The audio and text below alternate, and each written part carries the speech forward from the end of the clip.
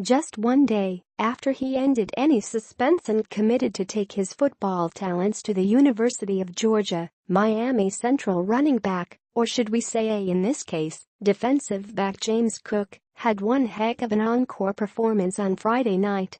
With his Rockets team struggling all night long and trailing Carroll City by 6 points going into the fourth quarter, Cook virtually put his entire team on his back and showed them the way to a come-from-behind 26-13 victory over the defending Class 6A state champion Chiefs at Ross Powell Stadium. Not once, not twice, but 3 times Cook picked off Carroll City quarterback Marlon Smith in the fourth quarter, returning 2 for touchdowns.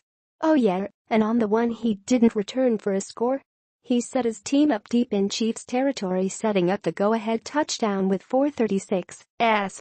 He reminds me so much of his brother, former Florida State and now Minnesota Vikings running back Dalvin, and played a game like his brother would have done tonight, said Central coach Roland Smith.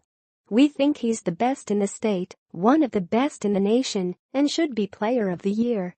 To make an impact on both sides of the ball the way he did was amazing, and we really needed it tonight for sure.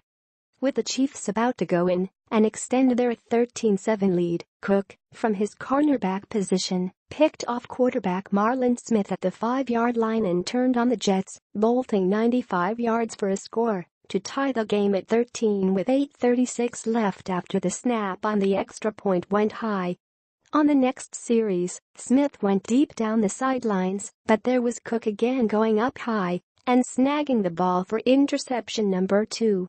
4 plays later, with the Rockets on the 21, he took over at quarterback from the Wildcat position and bolted 12 yards for a first down to the 9 and scored around the left side on the next play to give the Rockets of 2013 with 4:33 left.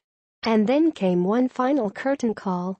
3 plays into the next drive, Smith fired one to the right flat towards Theo Jones-Bell, but there was Cook again, timing it perfectly, jumping the route and racing 35 yards for his second pick six as his teammates mobbed him in the end zone.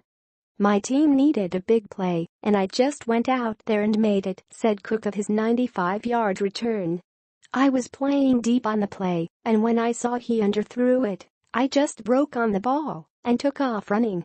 This was a great team win, and I'm just happy I was able to help my team pull it out.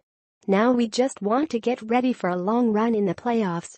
With Northwestern having already wrapped things up last week, there was no district title on the line for either team, but there was still plenty to play for.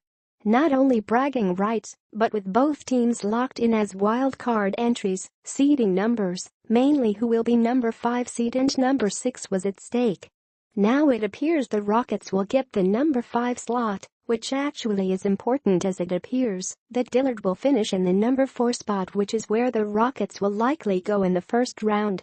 Meanwhile, Carroll City could wind up 6th, which means they will have a little tougher challenge, having to hit the road and head upstate to play Mainland High School in Daytona Beach, where they traveled a year ago for a regional final 33-7 victory, or Heritage in Palm Bay.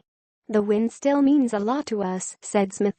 We did want to be district champs, but if you can't, you want to at least be the highest seed you can. And to be honest, after sitting on the sidelines and watching everyone else in the playoffs last year, we're just happy to be back in, and we'll go play whoever we play. We don't care if it's the Dolphins, we just want to keep playing and try and win another state championship. For the longest time, it appeared James Cook would follow in his brother Dalvin's footsteps and go play for the Seminoles, but finally backed off of his soft FSU commit last month when Georgia came at him hard. My family, my teammates, my coaches, I mean it's just a great program, said Cook. Coach McGee, the running backs coach, he lets you be yourself, and I was just real comfortable with everything. Did the struggles Florida State is going through this year having anything to do with him decommitting?